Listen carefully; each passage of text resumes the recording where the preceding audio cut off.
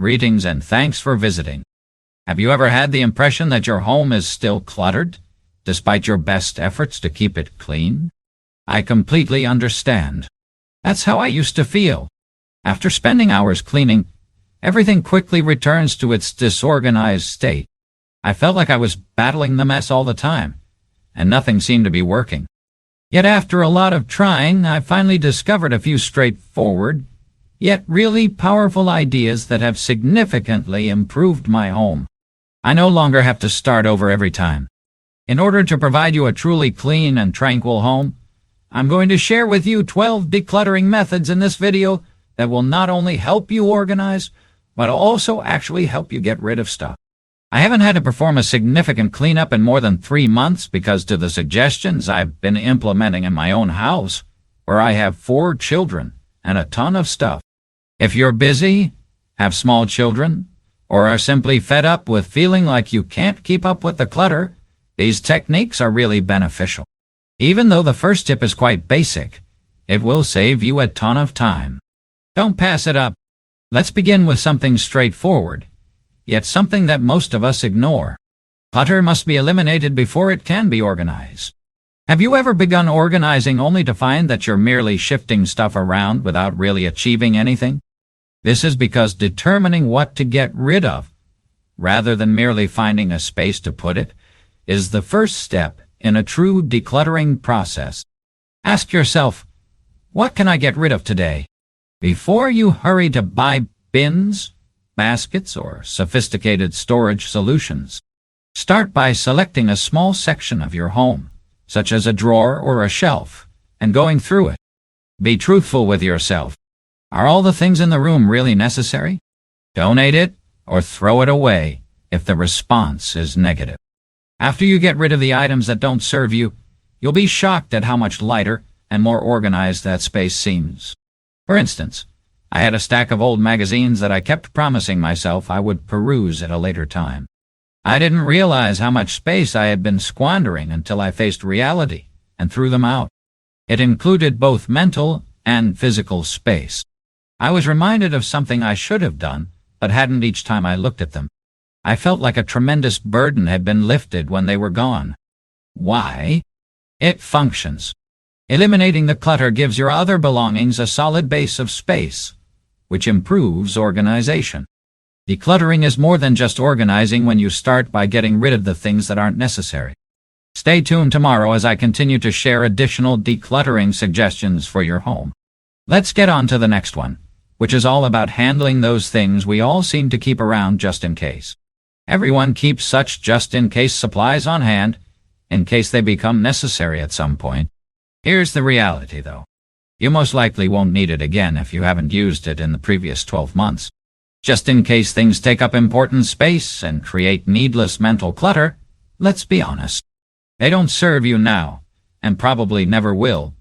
Whether it's the emergency shoes you vow you'll wear someday, or the additional set of kitchen utensils you save, in case we need them, or the random cords that are still in fine condition. This is a basic exercise. Sort through a tiny space, such as a closet or drawer in your kitchen, and remove whatever you're keeping for a backup plan. When was the last time I used this, you ask? If I lost it, would I miss it? For instance, I have some old batteries that might be useful in the future. I always just bought new ones when I needed them, and I hadn't used them in more than a year. Not only did I free up drawer space when I let them go, but I also no longer felt bad about holding on to them pointlessly. Why does it work? Giving up these things does more than merely make room in your house. It also creates mental space. You can finally enjoy a room that seems light and organized when you let go of things that don't serve you. Let's go on to the following one, where we'll discuss how to slow down the influx of new things into your house. Everyone has experienced purchasing a new item with the hope that it will be helpful, only to discover that their space is becoming increasingly limited. It's like attempting to fit one more thing into an already overflowing closet. Setting boundaries for every area of your house is crucial in this situation. This goes beyond simple organization. Choosing how much of each category you're willing to preserve is the key. You should stop adding additional when the area is full. Consider it your home's one-in, one-out rule. For instance, I keep my books on a little shelf. I can't just add more when it's full. Rather, before adding a new book, I give away or donate an old one. It has now become a habit. I know I have to give up a book I'm not interested in if I purchase a new one. Easy to use, yet powerful. Why does it work? Setting boundaries makes you watch what you bring into your house, which keeps clutter from piling up. Additionally, it maintains the organization of your areas without requiring frequent rearranging. We'll discuss how to slow down the influx of new stuff into your home in the upcoming one. Haven't we all stored stuff in case? Those things you keep telling yourself you might need someday, but never do. The stack of outdated electrical cords that you keep in case you need them, or the additional set of kitchen tools that you haven't used in months. However, they are merely adding to the clutter and occupying space. Let's face it. Sorting through the items you're keeping for contingencies should be your first step. Examine your closets, drawers, and storage areas, and select everything that fits into this category. When was the last time I used this, you ask? Is there any chance I'll need it again? I stored a box full of old cords and chargers, for instance, just in case. For years, they sat in a drawer and were never utilized. When I finally sorted through them, I discovered that the majority of the equipment they were intended for were no longer in my possession. As soon as I released the entire box, my drawer felt lighter, and I had one less thing to worry about. Why does it work? You free up space and mental energy when you let go of things you're holding on to, just in case. You also stop keeping stuff you don't need around, which makes your home lighter and easier to manage. Let's move on to the next one, where we'll discuss how to introduce new things into your home gradually. Have you ever noticed that no matter how much you declutter, your house still seems to be getting cluttered? The reason for this is because the material keeps flowing in. A lot of organizing won't help you keep up if you're always adding new items. The secret is to reduce the rate at which new things enter your house. Make a rule one in, one out first. Make sure to get rid of old stuff when something new comes in. This small practice can keep your room from becoming overrun by new items. But it doesn't have to be flawless. Limiting categories is another strategy. Don't add any more books to an already full shelf until you've sold or donated an old one. For instance, I usually donate an old pair of shoes when I get a new pair. I have a closet full of shoes that I never wore before. But now that I know I can't just keep expanding the collection, I'm much more careful about what I purchase. Why? It functions. You may prevent your home from becoming overstuffed with unnecessary goods by reducing the rate at which new items are added. It prevents clutter from accumulating and provides you greater control over what enters your environment. In order to prevent you from having too much stuff in the first place, we will then discuss the significance of establishing boundaries for your possession. It's crucial to keep in mind that not everything requires a place while decluttering. The things that are really important, the items in your home that you use most frequently, should receive the greatest room and attention. It won't be long before clutter returns to your house if it is overflowing with useless goods. Examine the things you use on a daily basis first. Make those items the focal point of your house and give them plenty of space. It's time to think about parting with something that hasn't been utilized in months. Do I really need this, you ask? Will it simply take up room, or will it make my life easier? For instance, I tidied up a drawer that had a variety of cooking tools that I seldom used. In actuality, they were just taking up space, but I kept thinking I would utilize them later. I made space for the utensils I genuinely use on a daily basis after I disposed of them. Less stress and a cleaner kitchen are the outcomes. Why does it work? Your home will feel lighter, more functional, and more organized if you make room for only the things you use. It involves concentrating on the important things and getting rid of everything else. After discussing how to make room for the important things, let's address the emotional clutter that frequently prevents us from moving forward. Whether they are gifts we feel bad about parting with or items that bring back memories of a past period of our lives, We all have things that have emotional significance.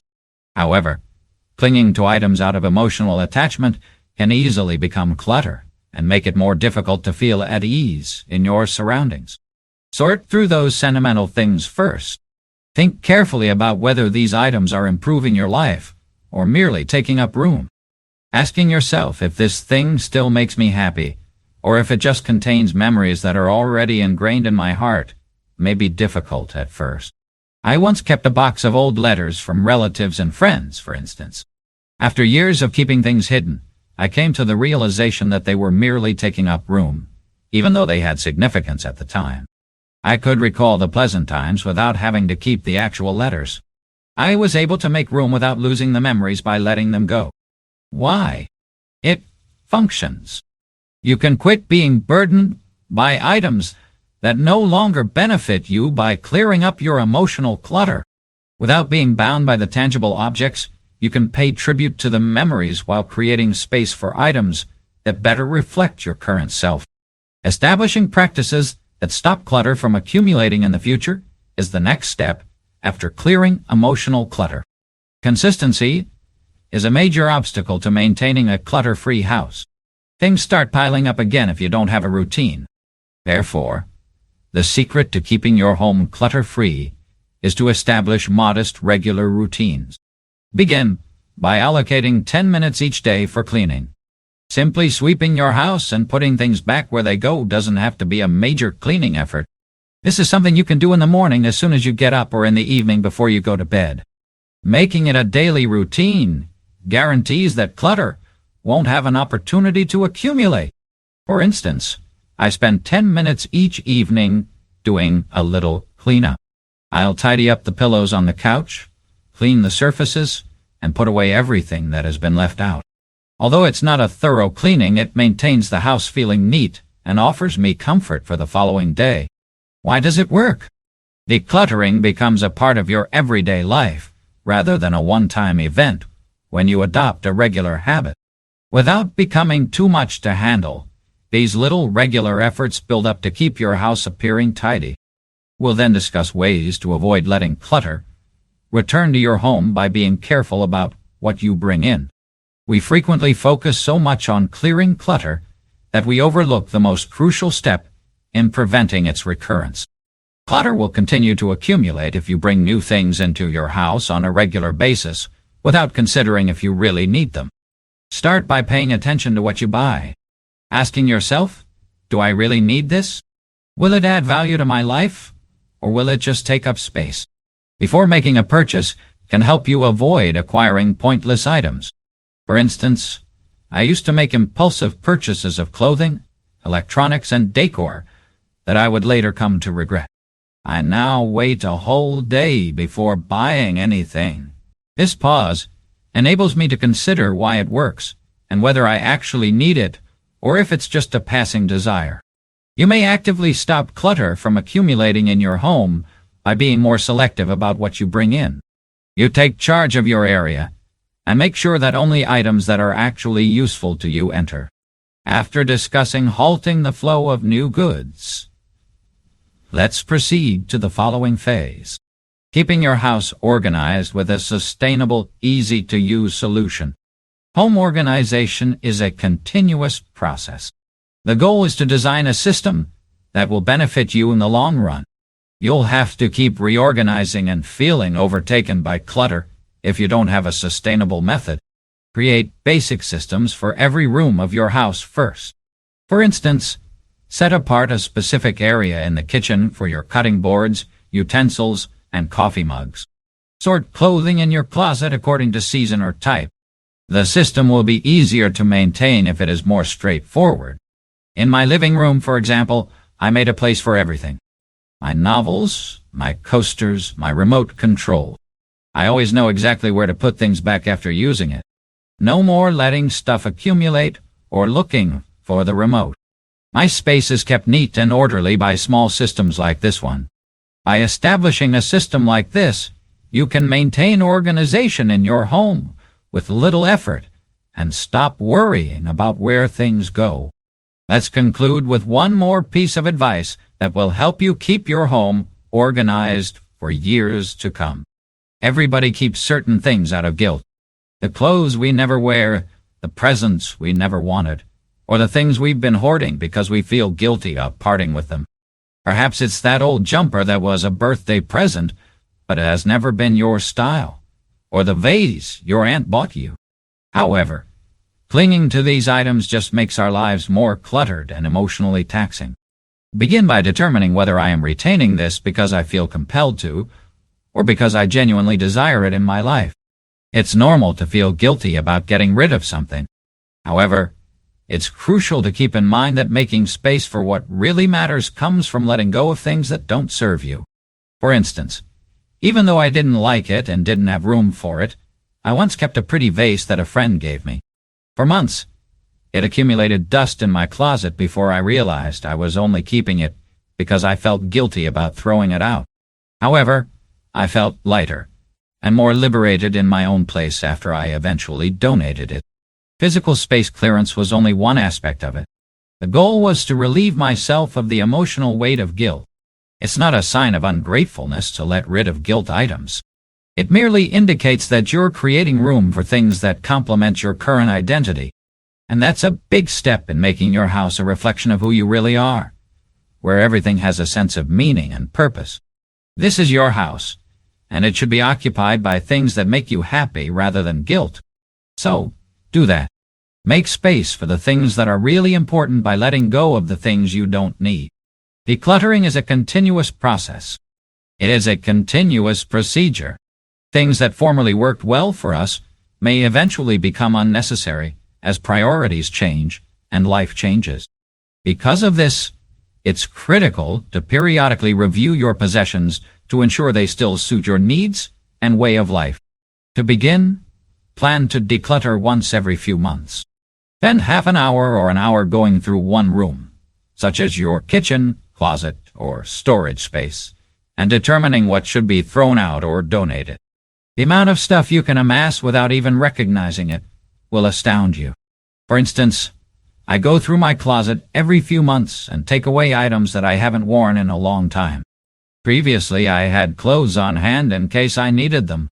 However, I've learned to part with things that don't fit my present lifestyle, or don't make me feel good.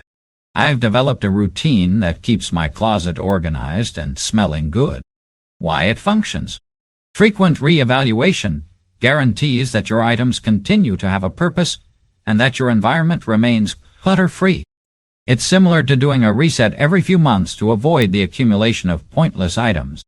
After reading through these 12 steps to declutter your home, keep in mind that progress, not perfection, is the goal. Every small adjustment you make has a big impact. And as time goes forward, you'll notice that your house feels lighter, more orderly, and more consistent with the kind of life you want. There you have it then. Declutter your home and make it seem lighter and more organized with these 12 easy yet powerful tips. Being flawless is not important. It all comes down to making tiny, regular adjustments that build up over time. Remember that you don't have to do everything at once if you're feeling overburdened. Take things slowly at first and try not to be too hard on yourself. You get closer to making the space you deserve each time you let go of something that no longer serves you. I also advise you to continually reviewing and improving your systems as you start these adjustments to keep your house clutter-free. Keep in mind that decluttering is a process rather than a final goal. For more advice on maintaining a stress-free and organized home, remember to like, share, and subscribe if you found this video useful. I appreciate you seeing, and I'll see you in the next.